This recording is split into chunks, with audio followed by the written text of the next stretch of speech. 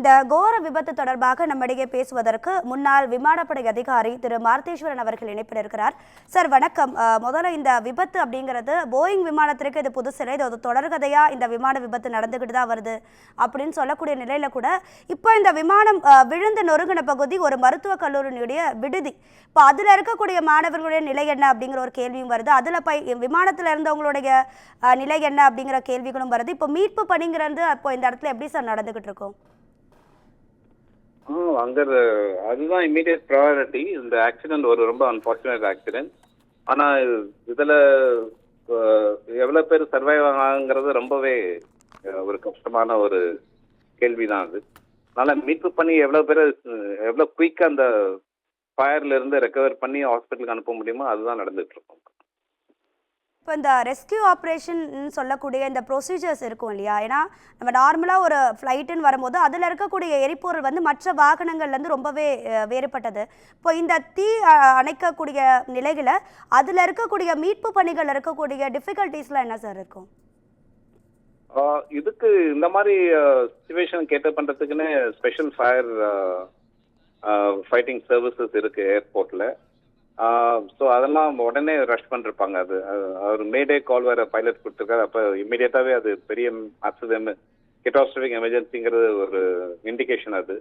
அதனால அது உடனே ஆக்டிவேட் பண்ணிருப்பாங்க. அதனால எவ்வளோ குயிக்காக அந்த இடத்துக்கு போக முடியும் போய் அவங்க ஆக்ஷன்ஸ் எடுத்திருப்பாங்க. அதோட ரெஸ்கியூ பண்ற மற்ற ஏஜென்சிஸும் இம்மிடியட்டா அலர்ட் ஆயிருக்கு. நேஷனல் டிசாஸ்டர் ரிலீஃப் மெக்கானிசம்லாம் ஆக்டிவேட் ஆயிருக்கும்.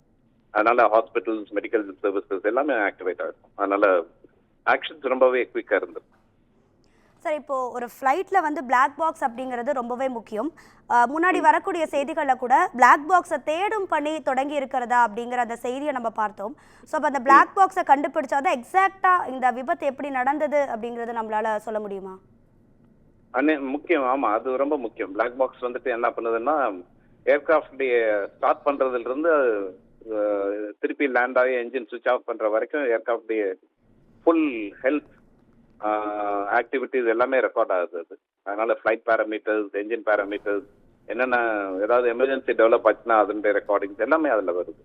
அதனால அதை வந்துட்டு டீகோட் பண்ணி நம்ம அனலைஸ் பண்ணோம்னா என்ன எக்ஸாக்ட் காஸ்ட் வந்துட்டு கண்டுபிடிக்க முடியும். இன்னைக்கு இருக்கிற பிளாக் பாக்ஸஸ்லாம் ரொம்ப காம்ப்ரஹென்சிவ், ஏகப்பட்ட டேட்டாஸ் இருக்கு அதில். அதனால ஈஸியாக அனலைஸ் பண்ண முடியும் அது கிடைச்ச உடனே.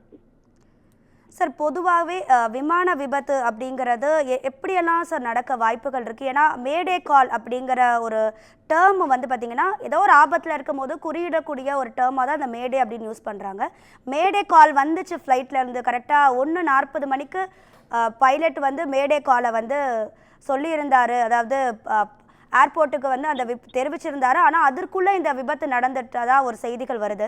ஸோ ஃப்ளைட்டில் இந்த மாதிரி பிளேன் கிராஷஸாக இருக்கட்டும் இல்லை மற்ற விபத்துகளும் நடக்கக்கூடிய காரணங்கள்லாம் என்னவா சார் இருக்கும்?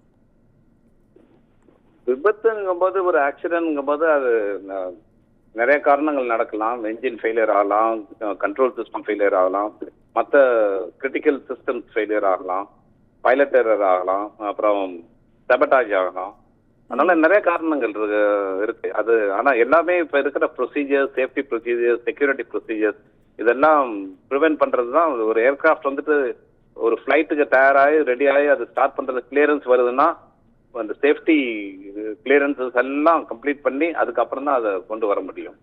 அதே மீறி சில ஃபெயிலியர்ஸ், இந்த மாதிரி ஒரு கெட்டாஸ்ட்ரிக் ஃபெயிலியர் ஆகுதுன்னா அது 100ல ஒரு 0.5% ஸ்டாட்டிஸ்டிக்ஸ்ல தான் வரும் அது. அதனாலதான் நீங்க சொன்ன மாதிரி, முதல்ல சொன்ன மாதிரி அகமதாபாத்ல இது 38 வருஷத்துக்கு அப்புறம் தான் ஒரு ஆக்சிடென்ட்னா அதுல இருந்தே தெரியும். இது இப்ப இருக்கிற ஏர்லைன்ஸ் ஃபிளைட்ஸ் எல்லாமே ரொம்ப ரிலையபிள், ரொம்ப சேஃப். அப்படியும் நம்மள மீறி சில ஆக்சிடென்ட்ஸ் இந்த மாதிரி ஆக முடியும். அது ரொம்ப ஒரு அன்பார்ச்சுனேட் ஈவெண்ட் தான். சார், எக்ஸாக்டாக இந்த விபத்து எதனால் ஏற்படுது, இல்லை இதில் இருக்கக்கூடிய உயிரிழப்புகளோ இல்லை எத்தனை பேர் மருத்துவமனையில் அனுமதிக்கப்பட்டிருக்காங்க, இந்த எக்ஸாக்ட் டீட்டெயில்ஸ் வந்து நம்ம எப்போ சார் எதிர்பார்க்கலாம்? லைவ்ஸ் பொறுத்த வரைக்கும் அது இம்மிடியட்டாவே தெரிய வரும் நினைக்கிறேன். ஒரு டைம் ஆக எவ்வளவு பேர் சர்வைவ் ஆயிருக்காங்க இல்ல என்ன கேஷுவாலிட்டிங்கிறத அது அனௌன்ஸ் பண்ண ஆரம்பிச்சிருவாங்க. Okay sir. ஆனா காசஸ் ஆஃப் தி ஆக்சிடென்ட்ங்கிறது அது ஒரு போர்ட் ஆஃப் என்கொயரி, அவங்களுடைய இன்வெஸ்டிகேஷன் அதெல்லாம் டைம் எடுக்கும் வரது.